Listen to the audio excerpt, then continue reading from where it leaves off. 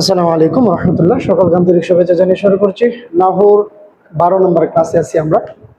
তো আমরা বলে আসতেছি যে নাহু শিখতে হবে তার মূল সবক ধরে।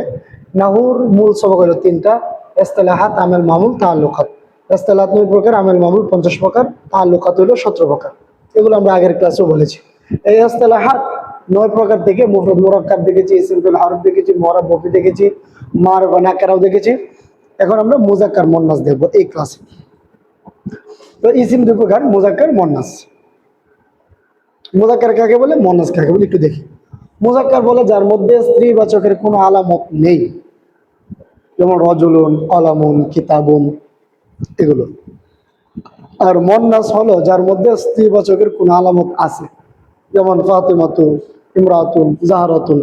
ওকে, এখন আমাদের জানতে হবে যে মুন্নাসের আলামত গুলো কি কি। যদি আমরা মুন্নাসটা চিনতে পারি তাহলেই কিন্তু আর মুজাক্কারের মধ্যে আর খোঁজা লাগতেছে না। মুন্নাসটা যেটা আলামত আছে আমরা এই আলামত গুলো চিনে নিই। তো স্ত্রীবাচকের আলামত হলো 4টা। কয়টা আলামত? 4টা আলামত। 1 নম্বর গুল তা, মানে শব্দের শেষে কি থাকা, গুল তা থাকা। যেমন তলহা, তলহা এটা কি, তলহাতু। হ্যাঁ, এটা শব্দের শেষে কি আছে, গুলতা আছে।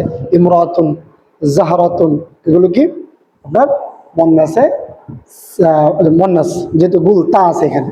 এই যে আপনার ফাতিমাতুন, ইমরাতুন, জাহরাতুন, এগুলো। এরপরে 2 নম্বর হলো আলিফে মাকসুরা, মানে শব্দের শেষে কি হওয়া, একটা ইয়া মারুফ আকারে যেটাকে লেখা হয়। ঠিক আছে, এটা হলো হুবলা।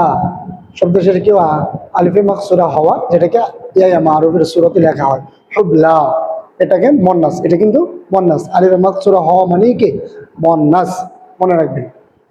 গুলতা হওয়া, গুলতা, জাস্ট গুলতা, এটা কিন্তু মুন্নাসের বড় একটা আলামত। আর এগুলো কম, হুবলা, আলিফে মাকসুরা। আর আলিফে মামদুদা, মানে শব্দের শেষে কি হওয়া, একটা আলিফে মামদুদা, মানে এই যে দীর্ঘ স্বরে যেটাকে বলা হয় আলিফে মামদুদা, মানে শব্দের শেষে একটা আলিফ থাকবে, এটার শেষে একটা হামজা থাকবে, হামরা, এরকম। তাহলে গুলতা হওয়া, আলিফে মাকসুরা হওয়া, আলিফে মামদুদা হওয়া, এগুলো মুন্নাসের আলামত। আর একটা হলো তায়ে মুকদ্দারা, মানে উজ্জ গুলতা।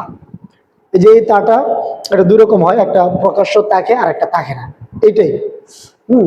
তাহলে উজ্জ গুলতা, এটাকে মুন্নাসে সেমাইও বলে। মুন্নাসে সেমাই আসলে আরবি ভাষী যারা, তাদের কাছ থেকে শুনে শুনে আমাদের শিখতে হয়। যেমন আরদতুন, এই শব্দটা কিন্তু মুন্নাস। এখন আমরা জানি যে আরদুন, আরদুন তো জমি। এই আরদুন, এটা যে মুন্নাস, এটার মধ্যে কিন্তু গুলতা নেই, কোনো আলামত নেই। আরদুন শব্দের মধ্যে আপনি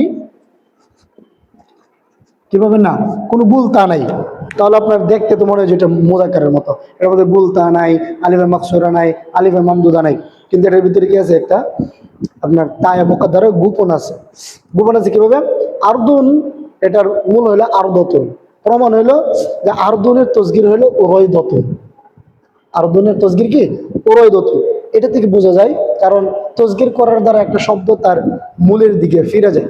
তো এটাকে বলে মুন্নাসে সেমাই। তাহলে আমরা ওভারঅল কি দেখলাম, মুজাক্কার, মুন্নাস। মুজাক্কার কাকে বলে, যার মধ্যে স্ত্রীবাচকের কোনো আলামত নেই। যেমন এটা যে রজুলুন, কলামুন, কিতাবুন, এরকম শব্দ আপনি তো অনেক পাবেন না।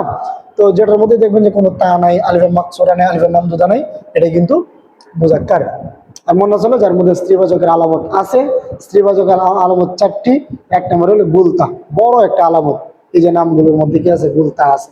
এরপরে আলিফে মাকসুরা। 2 নম্বর হুবলা, যেটা ইয়া মারুফ এর আকারে লেখা হয়। আর আলিফে মামদুদা, যেটা শব্দের শেষে একটা আলিফ থাকবে, হামজা এর পরে একটা কি থাকবে, হামজা থাকবে, যেটাকে দীর্ঘ স্বরে পড়া হয়। 4 নম্বর হলো তায়ে মুকদ্দারা, উজ্জ গুলতা, এটাকে মুন্নাসে সেমাইও বলা হয়। তাহলে আমরা আশা করব যে মুজাক্কার এবং মুন্নাস আমরা নিজেরাই এখন বের করতে পারবো। যেটার মধ্যে আলামত পাবো মুন্নাস, যেটার মধ্যে আলামত পাবো না এটা মুজাক্কার। তো যদি ক্লাসগুলো ভালো থাকে অবশ্যই শেয়ার করে দিবেন, পেজ এবং চ্যানেলের পাশে থাকবেন। সকলে ভালো থাকবেন। আজ এই পর্যন্তই। আসসালামু আলাইকুম ওয়া রাহমাতুল্লাহ।